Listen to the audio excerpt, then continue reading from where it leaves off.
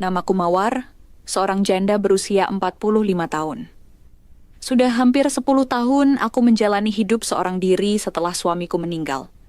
Hidupku sederhana, hanya ditemani anak perempuanku, Rani. Kini rumahku terasa berbeda, lebih ramai, karena beberapa bulan lalu Rani menikah dengan seorang pria bernama Dimas.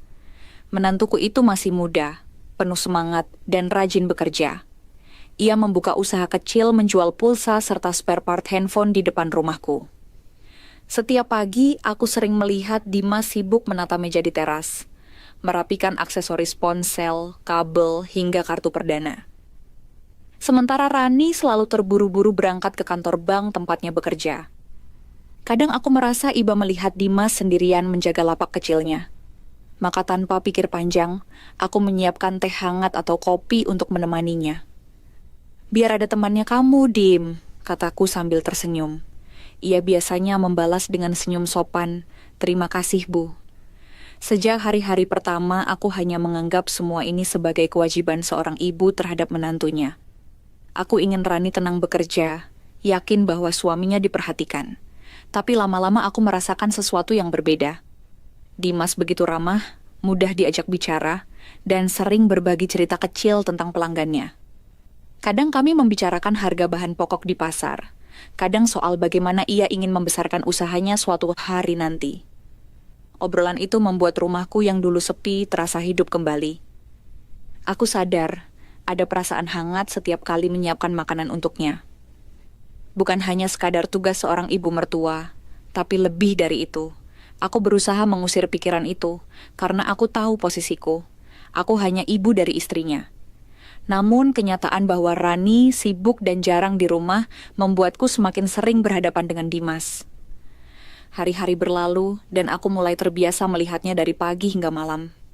Aku tak pernah menyangka bahwa kebersamaan sederhana itu akan membawa perasaanku ke arah yang sulit aku pahami.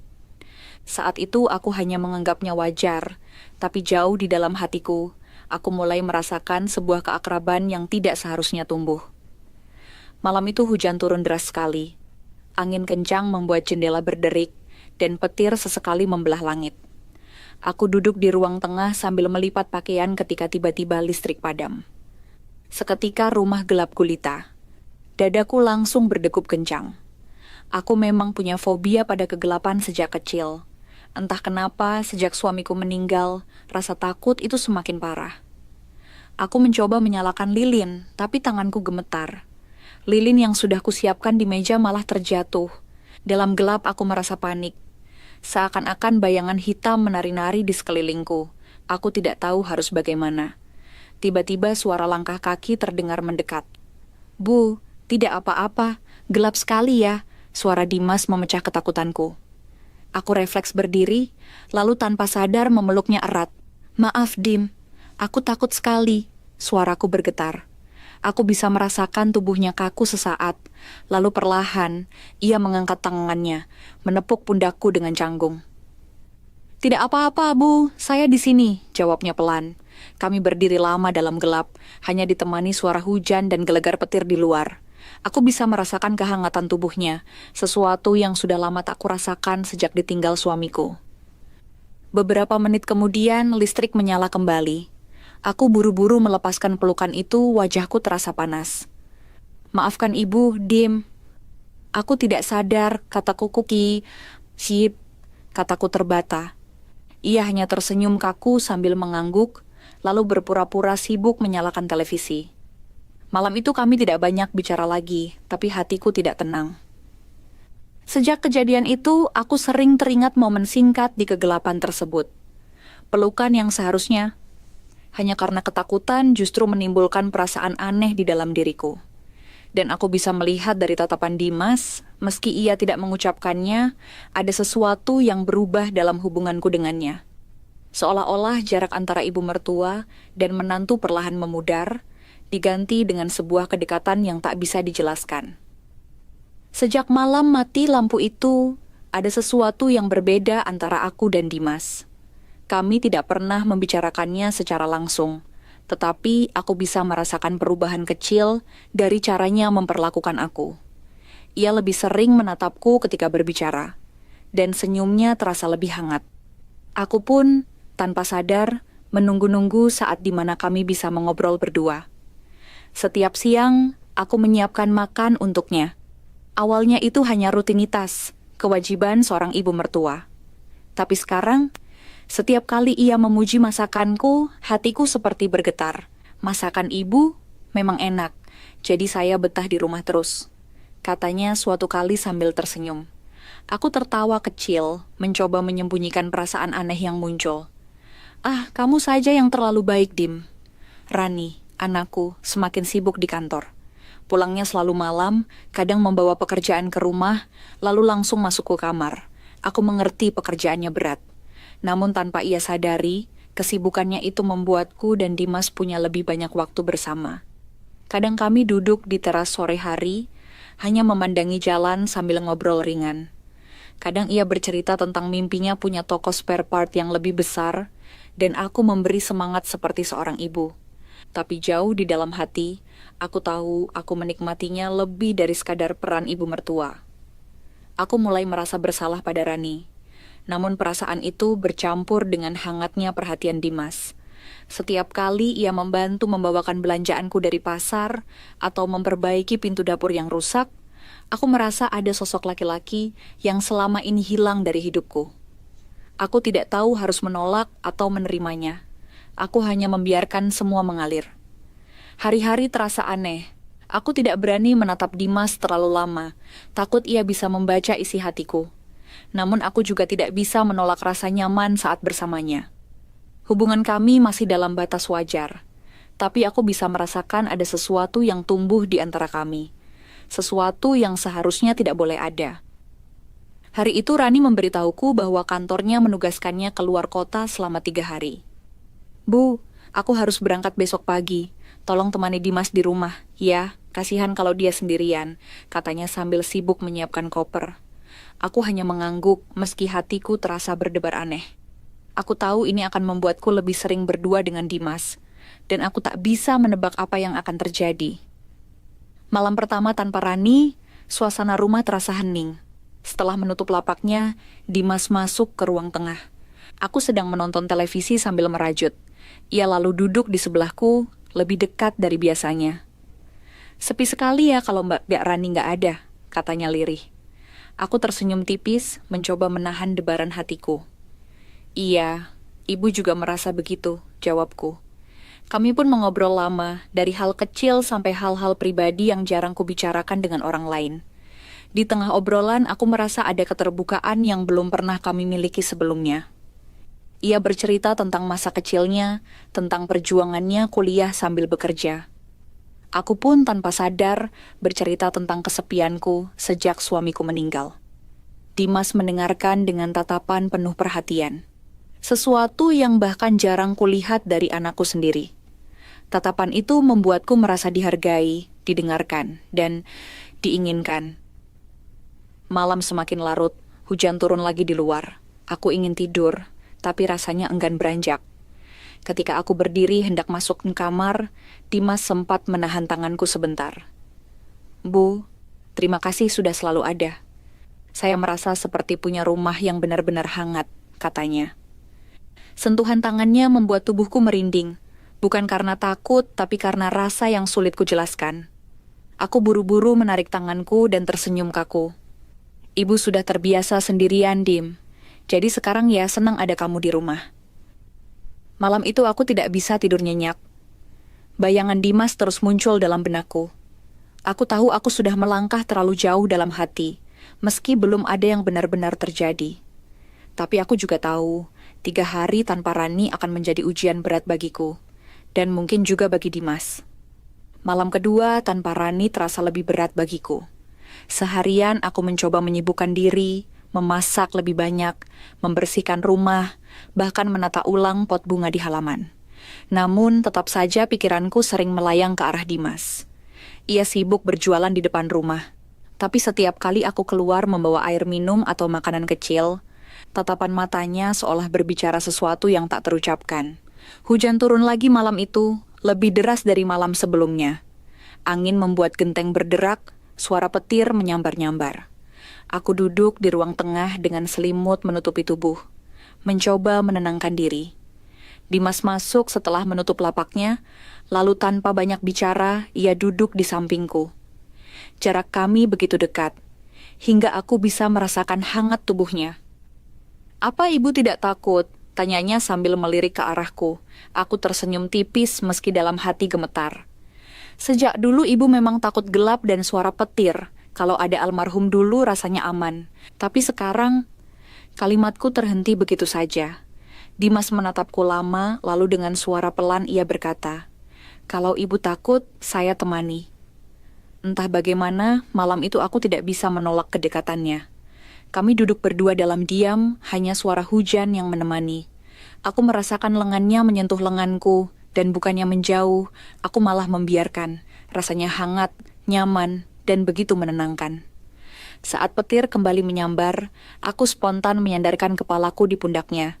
Ia terdiam, namun aku bisa merasakan tubuhnya menegang sesaat sebelum akhirnya rileks. Kami tidak berbicara banyak malam itu. Hanya duduk bersebelahan, saling diam, namun hati kami berteriak kencang. Aku tahu batas yang tak seharusnya mulai terlewati. Tapi di sisi lain, aku tidak pernah merasa begitu tenang sejak lama. Malam itu aku tidur lebih nyenyak, bukan di kamar, melainkan tertidur dengan kepala masih bersandar di bahu Dimas. Dan tanpa kusadari ternyata punya Dimas masih masuk, dan betapa bodohnya aku malah memainkannya saking nyamannya. Dan ketika aku terbangun di pagi hari, rasa bersalah langsung menghantamku. Namun bersamaan dengan itu, ada rasa hangat yang sulit aku tolak. Sejak malam itu, aku merasa ada yang berubah di dalam diriku. Pagi harinya aku mencoba berperilaku biasa, menyiapkan sarapan seperti biasa, menyapa Dimas dengan senyum seolah tidak terjadi apa-apa. Namun dalam hati aku diliputi rasa bersalah. Setiap kali menatap wajahnya, aku teringat bagaimana kepalaku bersandar di bahunya. Itu bukan hal sepele, dan aku tahu aku tidak seharusnya melakukannya. Dimas pun terlihat canggung. Biasanya ia akan banyak bercerita ketika sarapan, tetapi pagi itu ia hanya menunduk. Sesekali menghela napas. "Bu, maaf kalau semalam," ucapnya pelan, tidak melanjutkan. Aku cepat-cepat memotong, "Tidak apa-apa, Dim. Anggap saja ibu memang penakut, dan kamu hanya menemani. Jangan dipikirkan, aku mencoba menenangkan suasana, meski dalam hati kata-kataku sendiri terdengar kosong. Namun, bukannya menjauh. Justru setelah itu, kami semakin sering terjebak dalam keakraban kecil. Ia masih sering duduk bersamaku di teras sore hari. Ia masih menemaniku ke pasar kalau aku ingin berbelanja. Bahkan kadang ia sengaja pulang lebih cepat dari lapaknya hanya untuk membantu memperbaiki perabot rumah. Semua itu membuatku makin sulit membedakan apakah ini murni perhatian seorang menantu atau ada sesuatu yang lain. Di malam hari ketika Rani menelpon dari luar kota, aku berusaha terdengar wajar. "Ya Dim, sehat-sehat saja. Dia rajin berjualan. Kamu jangan khawatir," kataku sambil menahan suara gemetar. Aku merasa seperti berbohong.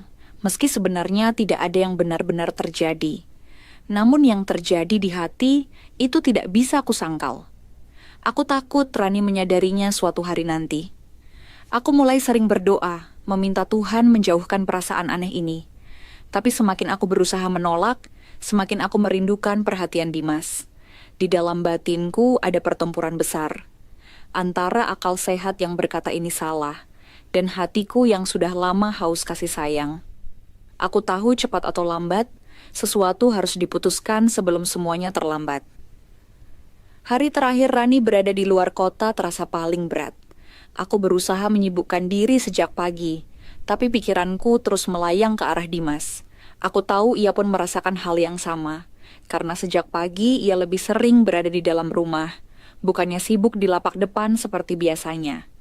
Kami seperti sengaja menghindari, tapi justru akhirnya bertemu di ruang tengah menjelang malam.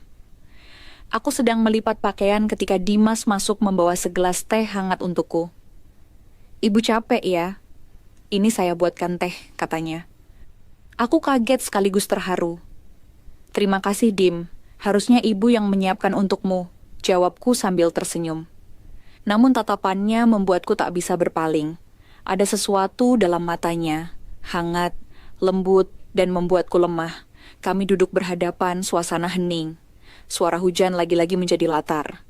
Saat itulah ia berkata dengan suara nyaris berbisik, "Bu, apa yang kita lakukan ini salah ya?" Pertanyaan itu menusuk jantungku. Aku menunduk, menahan air mata yang tiba-tiba ingin keluar. "Iya, Dim, ini salah. Aku ini ibumu. Kamu suaminya Rani. Kita tidak boleh begini," jawabku lirih. Namun, setelah kata-kata itu terucap, kami justru semakin sadar betapa sulitnya melepaskan. Aku melihat tangannya terulur, seolah ingin menggenggam tanganku, tapi ia menariknya kembali. Aku pun hanya bisa menahan napas, tubuhku bergetar menahan keinginan yang tak seharusnya ada. "Aku tidak tahu kenapa setiap dekat dengan ibu, saya merasa tenang sekali," ucapnya lagi, kali ini dengan mata berkaca-kaca. Malam itu aku tidak bisa tidur. Aku menangis diam-diam di kamar, memohon agar besok pagi Rani segera pulang agar semua kembali seperti semula. Aku takut pada diriku sendiri, takut pada rasa yang semakin hari semakin sulit dikendalikan. Aku sadar, jika terus seperti ini, aku dan Dimas bisa melangkah terlalu jauh. Dan itu akan menghancurkan Rani, anak yang paling kucintai. Keesokan harinya, Rani pulang dari dinas. Rumah kembali terasa ramai, seperti biasanya. Aku mencoba menata wajah seolah tidak ada yang terjadi, menyambut anakku dengan senyum, menyiapkan makanan kesukaannya, dan mendengarkan ceritanya tentang perjalanan kerja. Namun jauh di dalam hati, aku dan Dimas sama-sama tahu, ada rahasia yang kami sembunyikan darinya. Beberapa hari setelahnya, suasana memang terlihat normal. Rani sibuk dengan pekerjaannya, Dimas kembali berjualan di depan rumah, dan aku kembali dengan rutinitas sebagai ibu rumah tangga. Tapi setiap kali aku berpapasan dengan Dimas, ada tatapan singkat yang membuat dadaku sesak. Rasa hangat itu masih ada, meski kami berusaha keras untuk menekannya. Suatu malam, setelah Rani tertidur, aku memberanikan diri berbicara pada Dimas di teras. "Dim, kita tidak bisa terus begini. Aku takut. Takut kalau Rani tahu, semua akan hancur," kataku dengan suara bergetar. Ia menunduk, wajahnya penuh dilema. "Saya juga tahu, Bu. Saya berusaha menjauh, tapi setiap kali melihat ibu, saya merasa berbeda. Tapi saya juga tidak mau menyakiti Rani." Air mataku jatuh tanpa bisa kutahan. "Kita harus memilih, Dim. Lebih baik kamu pindah rumah, cari kontrakan sendiri dengan Rani. Kalau terus tinggal di sini, aku takut kita tidak bisa menjaga diri," ucapku dengan tegas, meski hatiku hancur. Dimas terdiam lama, lalu akhirnya mengangguk. "Kalau itu yang terbaik, saya akan lakukan. Saya tidak mau merusak keluarga ini." Malam itu, aku kembali ke kamar dengan dada terasa kosong. Rasanya seperti kehilangan sesuatu yang baru saja hadir dalam hidupku. Namun di balik kesedihan itu, ada sedikit kelegaan. Aku tahu, keputusan ini adalah satu-satunya jalan agar aku tidak kehilangan anakku sendiri. Mungkin aku harus kembali menjadi wanita sepi seperti dulu, tapi setidaknya aku tidak akan menyesal telah menyelamatkan rumah tangga Rani. Beberapa minggu kemudian, rencana pindahan itu benar-benar terlaksana. Rani terlihat begitu bahagia saat ia dan Dimas menemukan rumah kontrakan kecil tidak jauh dari tempat kerjanya. "Bu, nanti ibu sering main ya, biar nggak kesepian di rumah," katanya riang sambil menggenggam tanganku. Aku tersenyum, berusaha menutupi gemuruh dalam dada. "Tentu saja, Nak. Ibu akan sering berkunjung," jawabku dengan suara bergetar. Hari pindahan itu bagiku seperti sebuah mimpi buruk sekaligus kelegaan. Aku membantu membungkus barang-barang mereka, dari pakaian hingga peralatan dapur. Dimas sesekali menatapku, tatapannya penuh makna yang tak bisa diucapkan dengan kata-kata. Aku hanya bisa membalas dengan senyum tipis, seolah berkata, kita tahu apa yang pernah ada, dan kita sama-sama memilih mengakhirinya di sini. Saat truk kecil mengangkut barang-barang terakhir, aku berdiri di depan rumah, melihat mereka berdua pergi.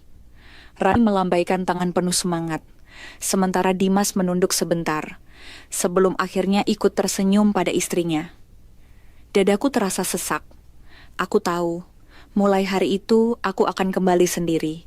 Tidak ada lagi obrolan sore di teras. Tidak ada lagi bahu hangat tempatku bersandar saat takut. Semua itu tinggal kenangan. Malamnya, rumahku terasa sepi seperti dulu. Aku duduk sendirian di ruang tengah, menatap kursi yang biasanya ditempati Dimas. Air mata menetes tanpa bisa kutahan. Namun kali ini, tangisku bukan hanya karena kesepian, melainkan juga karena kelegaan. Aku berhasil menahan diriku dari kehancuran yang lebih besar. Aku berhasil menjaga rumah tangga anakku, meski harus mengorbankan perasaan sendiri. Aku sadar, hidupku mungkin akan kembali sunyi. Tapi dari kesunyian ini, aku belajar bahwa cinta tidak selalu harus dimiliki. Kadang cinta justru berarti berkorban, melepaskan, dan menjaga orang yang kita sayangi tetap bahagia. Dan untuk itu, aku rela menanggung sepi sekali lagi. Tamat.